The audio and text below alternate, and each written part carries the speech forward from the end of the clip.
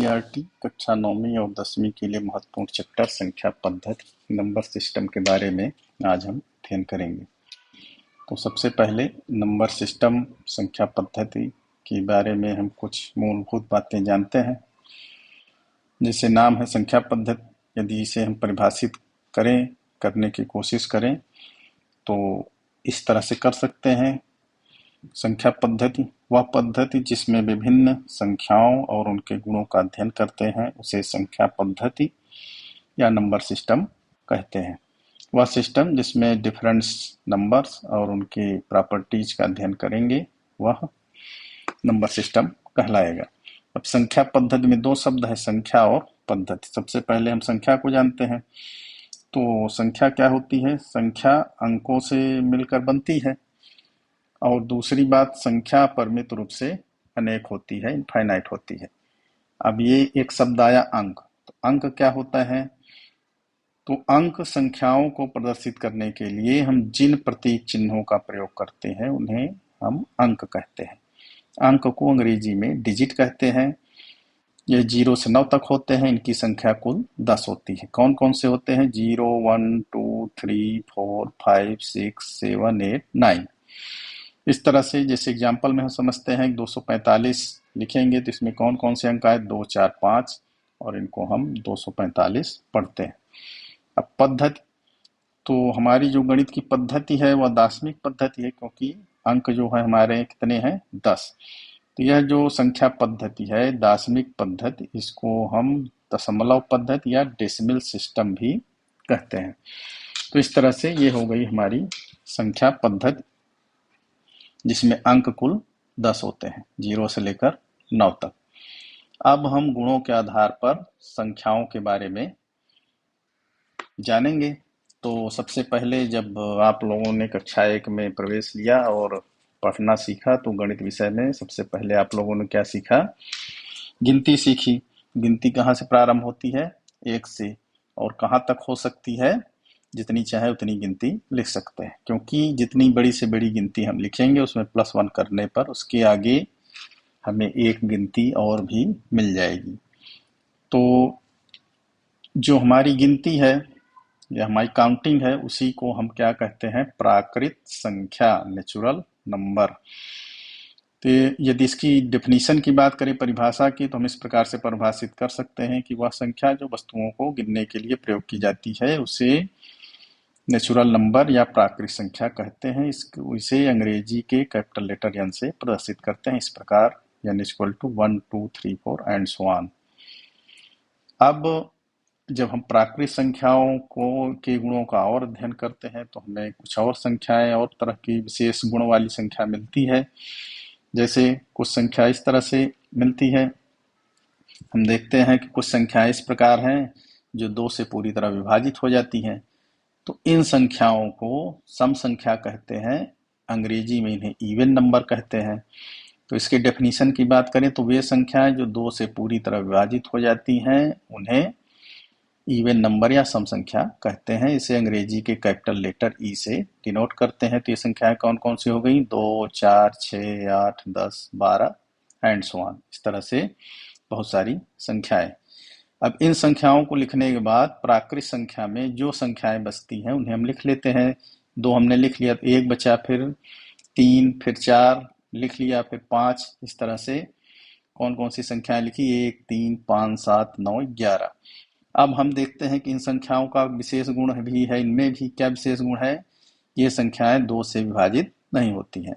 तो इस तरह की संख्याओं को विषम संख्याएं कहते हैं। अंग्रेजी में इन्हें ऑड नंबर कहते हैं। इनकी डेफिनेशन की बात करें तो वे संख्याएं जो 2 से पूरी तरह विभाजित नहीं होती हैं, कुछ न कुछ रिमाइंडर बच जाता है, शेष बच जाता है, तो उन्हें विषम संख्या कहते हैं। इसे अंग्रेजी के कैपिटल लेटर ओ से प्रदर्शित करते हैं इस प्रकार, 1, 2, 1, 3, 4, 5, 7, 9, 11। इस तरह से सम और विषम संख्याएं पूर्ण संख्या में परिभाषित होती हैं। अब जब हम प्राकृत संख्या के कुछ और गुणों को देखते हैं तो हमें कुछ संख्याएं इस प्रकार से मिलती हैं कि उनके एक और वो संख्या स्वयं के अलावा अन्य भी भाजक होते हैं।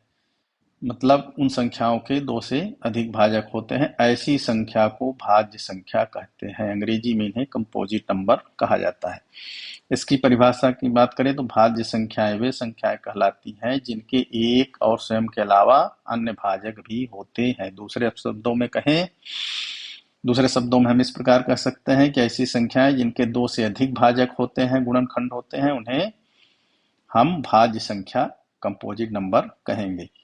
तो सबसे पहली कंपोजिट नंबर भाज्य संख्या 4 होती है, फिर 6, 8, 9, 10, 12, 14, 15, इस तरह से बहुत सारी। जिस तरह जैसे फॉर एग्जाम्पल 4 के भाजक कौन कौन से हैं, 1 और 4 के अलावा 2 भी है। इसी तरह 6 के भाजक 1, 6 के अलावा 2 और 3 भी हैं। इस तरह से ये जितनी भी संख्याएं होती हैं, इनके जो भाजक हैं गुणनखंड 2 से अधिक होते हैं, तो इन सबको भाज्य संख्या कहेंगे। अब इसके अलावा जो संख्या बचती हैं उनको हम लिख लेते हैं। 2, 3, 5, 7, 11, 13। इन संख्याओं का विशेष गुण क्या है? हम देखते हैं कि संख्याओं के केवल दो ही भाजक हैं, एक तो 1 और दूसरी वह संख्या स्वयं। जैसे 2 का भाजक 1 और 2 होगा, 3 का भाजक 1 और 3 होगा, 11 का भाजक 1 और 11 होगा। तो ऐसी संख्याओं को अभाज्य संख्या कहते हैं, प्राइम नंबर। अब इसकी डेफिनेशन की बात करें तो वे संख्याएं जिनके केवल और केवल दो ही भाजक होते हैं, एक तो 1 और दूसरी वह संख्या स्वयं, ऐसी संख्याओं को हम अभाज्य संख्या कहते हैं, प्राइम नंबर कहते हैं। कौन कौन सी संख्या हुई? 2, 3, 5, 7, 11, 13। अब इन दोनों संख्याओं में हम देखते हैं कि 1 नहीं आया है। तो 1 क्यों नहीं आया है? क्योंकि 1 न तो भाज्य होता है और न ही अभाज्य। क्यों नहीं होता है?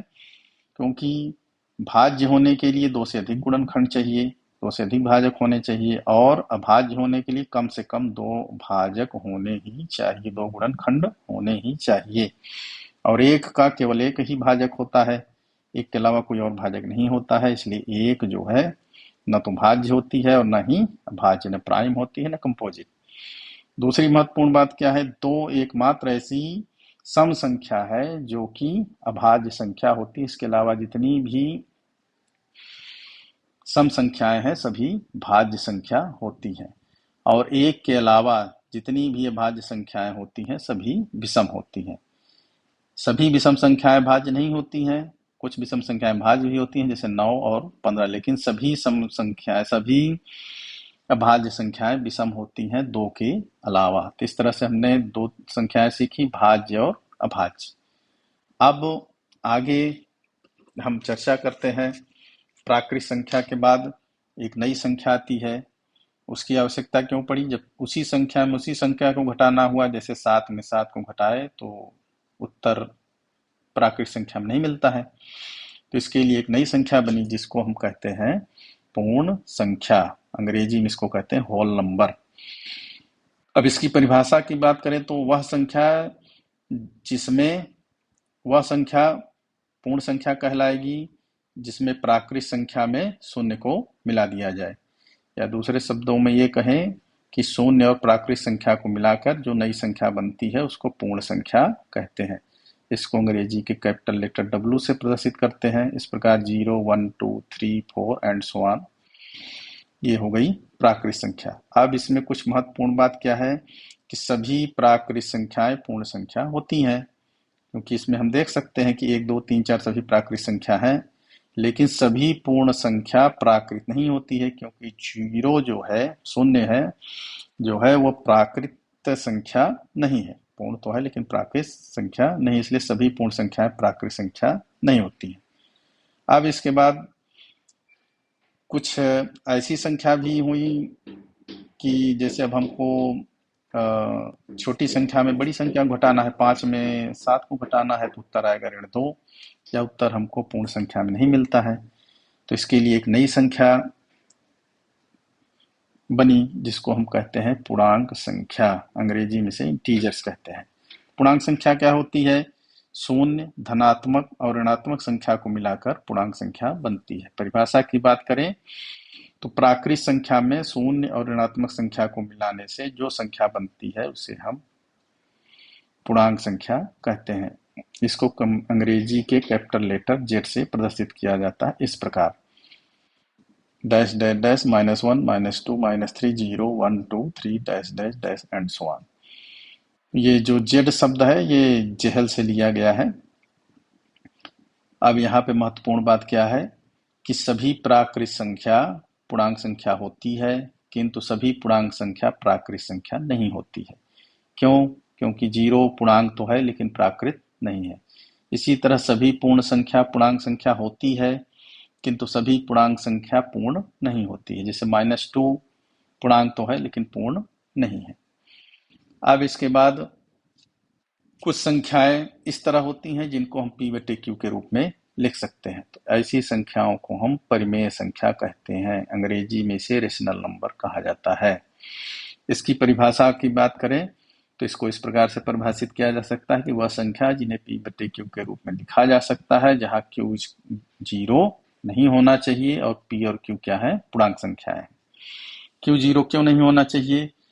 तो यदि q जीरो होगा तो हमें जीरो से भाग देना पड़ेगा, और जीरो से भाग देना परिभाषित नहीं है, या यूं कहें किसी भी संख्या में हम जीरो का भाग नहीं दे सकते हैं, या जीरो का भाग देना निरर्थक होता है, इसलिए क्यू जीरो नहीं हो सकता है। इसे हम अंग्रेजी के कैपिटल लेटर क्यू से प्रदर्शित करते हैं। ये क्यू जो है क्विटेंट से आया है जिसका शाब्दिक अर्थ होता है रेशियो। ये कुछ एग्जाम्पल दिए हुए हैं परिमेय संख्याओं के। अब यहाँ ध्यान देने योग्य महत्वपूर्ण बात यह है कि सभी प्राकृत संख्या पूर्ण संख्या पूर्णांक संख्या परिमेय संख्या होती है, लेकिन सभी परिमेय संख्या प्राकृत नहीं होती है, क्योंकि 1/2 परिमेय तो है लेकिन प्राकृत नहीं है। इसी तरह सभी परिमेय संख्या पूर्ण नहीं होती है, क्योंकि 3/4 परिमेय तो है लेकिन पूर्ण नहीं। इसी तरह सभी पूर्णांक संख्या परिमेय सभी पूर्णांक संख्या परिमेय होती है, लेकिन सभी परिमेय संख्या पूर्णांक संख्या नहीं होती है, क्योंकि 1/2 जो है तो परिमेय तो है लेकिन पूर्णांक संख्या नहीं है। तो इस तरह से ये हो गई परिमेय संख्या वह संख्या जिसे p बटे q के रूप में लिखा जा सकता है। अब कुछ संख्या ऐसी भी होती हैं जिन्हें p बटे q के रूप में नहीं लिखा जा सकता है। इस तरह की संख्या को हम कहते हैं अपरिमेय संख्या, इरेशनल नंबर। तो ऐसी इसकी परिभाषा की बात करें तो इसको इस तरह से परिभाषित कर सकते हैं कि ऐसी संख्या जिन्हें p बटे q के रूप में नहीं लिखा जा सकता है परिमेय संख्या कहलाती हैं। इनके कुछ महत्वपूर्ण गुण और भी हैं। यह संख्या मुख्यतः रूट के रूप में रूट के अंदर लिखी होती हैं सामान्यतया, और इन संख्याओं का पूर्ण वर्गमूल नहीं निकाला जा सकता है। और उदाहरण के तौर पर जैसे √2, √3 और पाई, ये सब अपरिमेय संख्या है। इसे हम अंग्रेजी के कैपिटल लेटर p से प्रदर्शित करते हैं। आगे के चैप्टर में हम इनके दशमलव निरूपण के बारे में भी चर्चा करेंगे। अब जो संख्या आती है सबसे लास्ट में उसको हम कहते हैं वास्तविक संख्याएं, रियल नंबर। तो वास्तविक संख्याएं क्या होती हैं कि अभी तक हमने जितनी भी संख्याएं पढ़ी सभी परिमेय और अपरिमेय संख्याओं को मिलाकर जो संख्या बनती है उसे वास्तविक संख्या कहते हैं। तो परिभाषा क्या हो गई वास्तविक संख्या की? सभी परिमेय और अपरिमेय संख्याओं से मिलकर बनने वाली संख्या को वास्तविक संख्या कहते हैं। अब इसको अंग्रेजी के कैपिटल लेटर R से प्रदर्शित करते हैं। तो R बराबर क्या होगा? परिमेय धन अपरिमेय, माने परिमेय और परिमेय सभी संख्याएं मिलाकर वास्तविक संख्या बनती है। इसके कुछ उदाहरण इस प्रकार हैं। अब यहाँ पर कुछ महत्वपूर्ण बात क्या है कि सभी परिमेय संख्या वास्तविक संख्या होती है, लेकिन सभी वास्तविक संख्या परिमेय नहीं होती है। जैसे √2 वास्तविक है पर परिमेय नहीं है। तो इस तरह से आज हमने संख्याओं के बारे में जाना है। आशा है, उम्मीद है कि सबको अच्छे से समझ में आ गया होगा। अब अगले वीडियो में हम नेक्स्ट चैप्टर के बारे में, इरेशनल नंबर के बारे में विस्तृत जानकारी लेंगे, विस्तृत अध्ययन करेंगे। तब तक आप सब लोग इस वीडियो को अच्छी तरह से देखिए और ध्यान से पढ़िए और इसको अपनी कॉपी में नोट कर लीजिए।